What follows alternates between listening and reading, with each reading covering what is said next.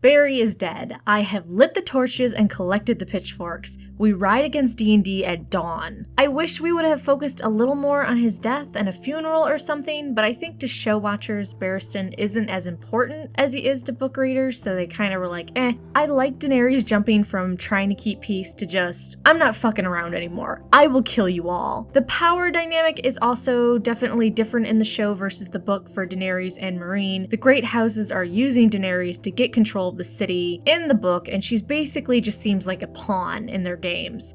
Show Daenerys is handling Meereen much better than book Daenerys. I would have loved for book Daenerys to just start feeding the Great House leaders to dragons. But this had to be the weirdest day for Hizdahr. First he was arrested, then told he was going to be fed to dragons, then told, nah, I'll kill you later, my dragons are full, and then he's told he's free and going to marry the queen and become her king. Kind of a weird day. I have to say Hizdahr always comes across much differently to me in the show than the books. In the books, he was just kind of like this douchey guy doing power plays to help himself. In the show, he honestly, to me, comes across as a guy that just loves his city, his people, and culture, and wants to preserve it. It would be interesting to see Hizdahr being foiled by Skahaz in the show, but I think they're trying to streamline Meereen as much as possible because they just have so much they have planned going on, I think. At the Wall, could we have been more obvious with Aemon, Sam, and the Jon scene? A Targaryen alone in the world is a terrible thing. And then Jon walks right in at that moment. Along with Stannis telling Jon the other episode that sleeping with some random woman wasn't Ned's way, I think D&D is either strongly preparing us for the Rhaegar-Lyanna reveal, or they are massively screwing with book readers' minds while laughing maniacally. Aemon's advice is totally gonna get Jon stabbed. They already hate you. Why not sprinkle on some more hate? What are they gonna do about it? Stab you? Tormund and Jon's scenes definitely set that up also, and I am still upset we haven't had one line about Tormund's huge member. Sigh.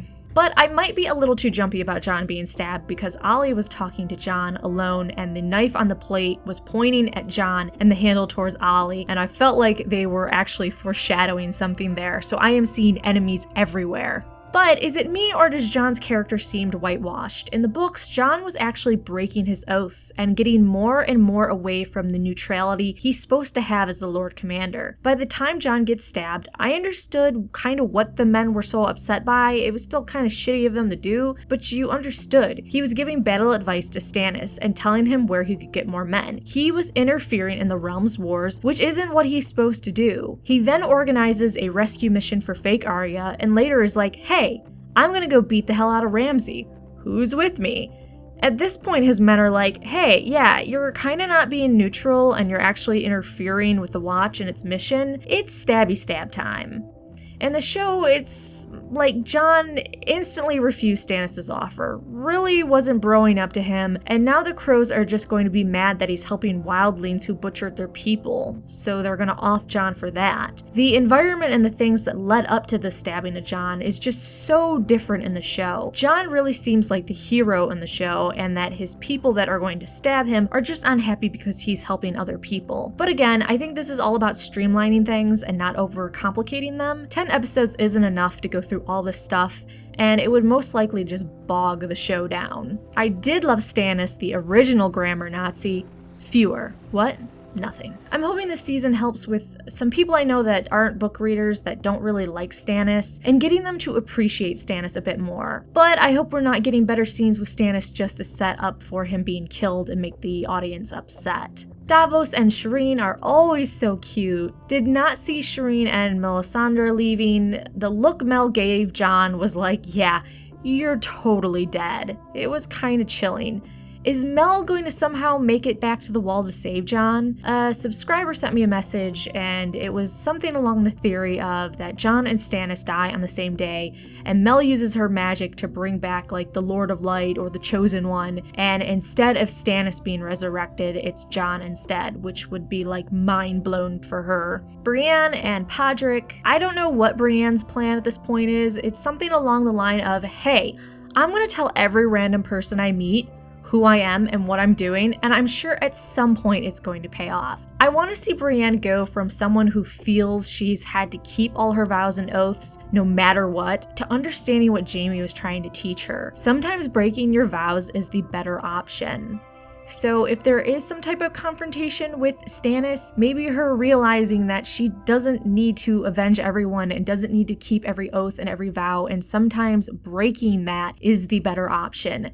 Please don't let this all be a setup for Brienne killing Stannis. Winterfell, Miranda, and Ramsay's kinkiness makes me wonder if Miranda will take place of fake Arya and be tortured. Miranda showing Sansa Theon was well done. The anger on Sansa's face expressed everything. Later at dinner with Walda, Roose, Ramsay, and Sansa was so awkward. How do you have a polite dinner with people that betrayed and murdered your mother and brother? And Ramsay is just running his mouth like an idiot. Roose is sitting at dinner going, "Oh my god, Ramsay, shut the fuck up, shut up, shut up, shut up, shut up." I'm so proud that after Ramsay made Theon apologize, Sansa didn't turn to Roose at that moment and demand an apology for Robb and her mother. Getting on the Boltons' bad side is not a good move. I love Sansa's smile at the end when Roose announced Walda was pregnant and most likely having a boy. She was relishing it. The Roose-Ramsay father-son speech was fun. I expected to hear the "don't make me regret raping your mother" line, but I guess this demented father-son moment worked.